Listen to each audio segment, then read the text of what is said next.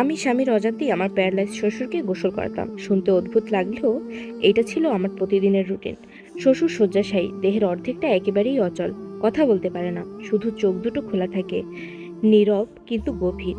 শাশুড়ি মারা যাওয়ার পর সংসারের সব দায়িত্ব এসে পড়েছিল আমার কাঁধে। স্বামী সারাদিন বাইরে থাকে, কাজের চাপে ক্লান্ত, আর আমি ছিলাম এই বাড়ির নীরব কর্মী।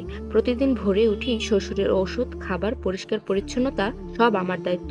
স্বামী বলেছিল, বাবাকে তুমি একটু দেখো, উনি তো নড়তে পারেন না।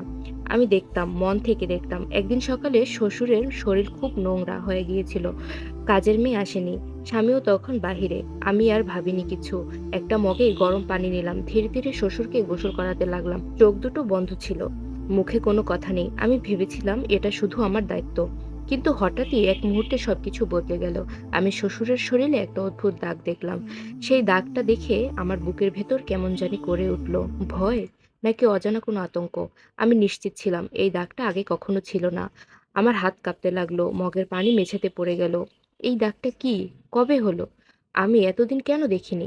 শ্বশুরের চোখ তখন হঠাৎ খুলে গেল। সেই চোখের দৃষ্টিতে কিছু একটা ছিল, ভয়, অনুপাত, নাকি কোনো গোপন সত্য।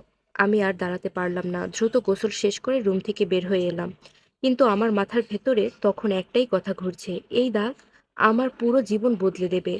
আমি তখনও জানতাম না এই ছোট্ট দাগটাই আমার সংসার, বিশ্বাস ও সম্মান সবকিছু ছিন্নভিন্ন করে দেবে।